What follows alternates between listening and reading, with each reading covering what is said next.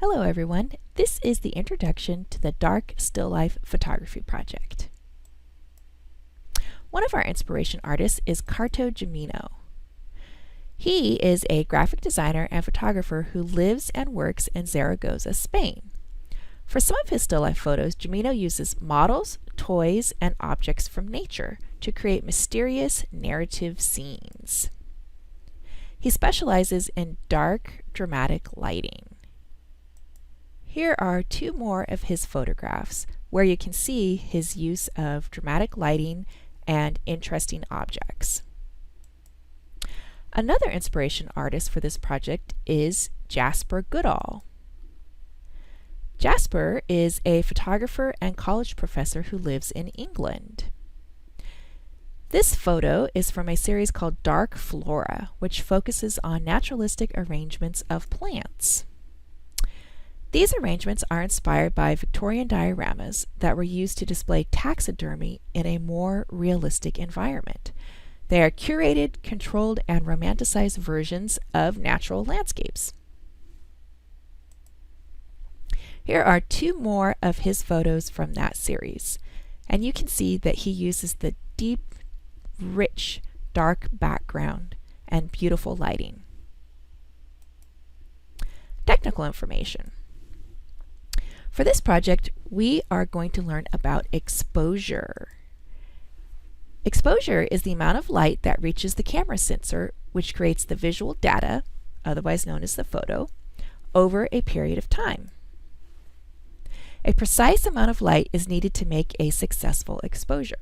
As we can see in this series of three photographs, the first one is overexposed, too much light, and the photo is too light. The middle one is the correct exposure. It is just right. It's not too dark and it's not too light. And the last photo is underexposed. There's not enough light and the photo is too dark. Exposure is controlled by aperture, shutter, and ISO. And one way to think of it is the exposure triangle. Aperture controls the intensity of light and the depth of field. When the aperture is on a wide setting, it lets in a lot of light, and when it's on a narrow setting, it lets in a small amount of light. We also know that aperture can create a shallow depth of field, as we can see on the left, and deep depth of field, as we can see on the right. Shutter speed. The shutter speed controls the duration of the exposure and motion blur. So a really fast shutter, like a 500th of a second, will stop action. And a really long shutter speed, like half a second, will blur action, as you can see in these two photos. The final leg of the triangle is the ISO. ISO stands for International Standard Organization, which is the organization that came up with this scale. The ISO controls the sensor sensitivity and the amount of digital noise. So in this image, you can see an ISO of 100 is low sensitivity and has a very clear image. On the other side is an ISO of 3200, which is a very high sensitivity. And that creates a noisy image. You can see the kind of dots that are all over the image. So you might wonder, why would you ever use an ISO like 3200 if you're going to get little dots all over your image? The reason that you would use an ISO on the high end of the scale is if you have dark lighting situation. It allows you to make the image brighter. But the price you have to pay is that you have a little bit of digital noise. Choosing a shutter speed to achieve a rich black is one of the things that you're going to do for this project. If you look at these images, the one on the left is too bright, the second one is okay, the third one is a little bit too dark, and the fourth one is really dark. If you look at the shutter speed, you can see a tenth of a second, 100th, 320th, and 640th. So the shutter speed in this case is being used to achieve the best exposure. Lighting. For this project, we're going to use studio lighting. You can see these two light panels that are set up on the right and left side, a black backdrop, and a camera on a tripod. You will have a choice of many objects for this project. Many of the objects are fragile and delicate, so please be careful so that all of the objects are in good condition so everybody can use them. When you are finished with your photos, please put the objects away where you found them so that they can stay nice and organized for the next group of people that use them.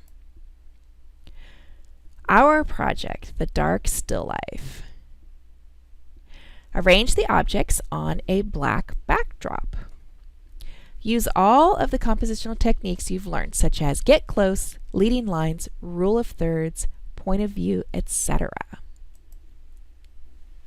Use the lights to create dramatic highlights and shadows. Move the light around to achieve different effects. Try different objects and different camera angles. Take some vertical and some horizontal photos. Take some photos with empty space around the objects to use for a future poster project. You will need room to add text. So as you can see in this photo, there is a lot of blank black area above the objects so that you'll have room for the later project. Camera settings. Move the mode dial to TV, which on a Canon is shutter priority. Move this dial to change the shutter speed. Experiment with 1/20th to 1/80th of a second. This is where you will see the shutter setting on a Canon. Push the ISO button and then choose 400. And these buttons and dials may be on different places on different cameras. Your assignment. Take 10 to 20 photos. Use shutter priority mode and lights to take dark, dramatic photos. Evaluate your photos carefully.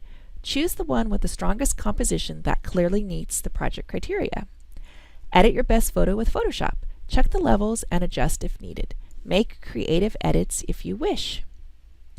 Turn in your best photo to Google Classroom.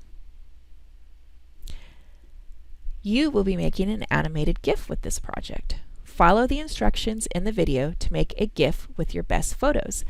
This photo on the left is an example of an animated GIF, and yours might end up looking something like that. That's it. Have fun, everyone.